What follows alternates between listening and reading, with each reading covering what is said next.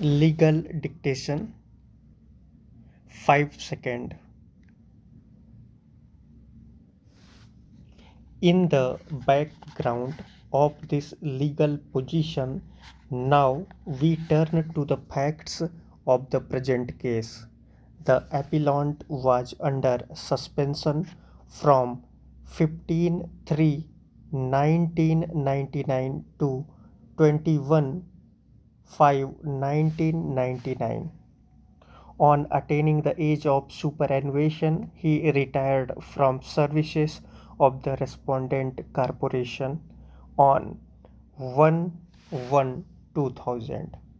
The learned single judge, after considering the rival contentions, disposed of the writ petition, issuing directions to the respondent corporation to settle the full salary and allowances for the period of suspension.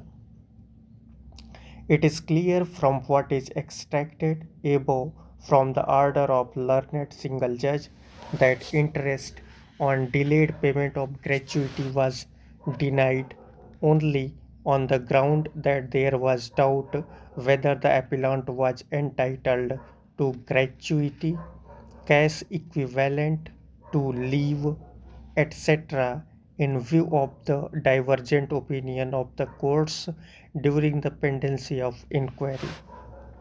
The learned single judge, having held that the appellant was entitled for payment of gratuity, was not right in denying the interest on the delayed payment of gratuity, having due regard to section 7 subsection 3 of the act. It was not the case of the respondent that the delay in the payment of gratuity was due to the fault of the employee, and that it had obtained permission in writing from the controlling authority for the delayed payment on that ground. As noticed above, there is a clear mandate in the provisions of Section 7 to the employer for payment of gratuity within time and to pay interest on the delayed payment of gratuity. There is also provision to recover the amount of gratuity with compound interest in case amount of gratuity payable was not paid by the employer in terms of Section 8 of the Act. Since the employer did not satisfy the mandatory requirements of the proviso to Section 7 subsection 3, no discretion was left to deny the interest to the appellant on belated payment of gratuity.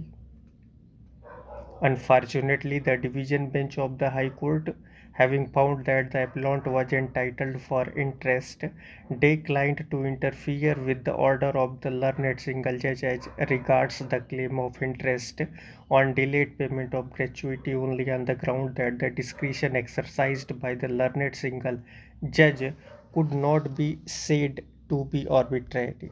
In the first place, in the light of what is stated above, the learned single judge could not refuse the grant of interest, exercising discretion as against the mandatory provisions contained in Section 7 of the Act.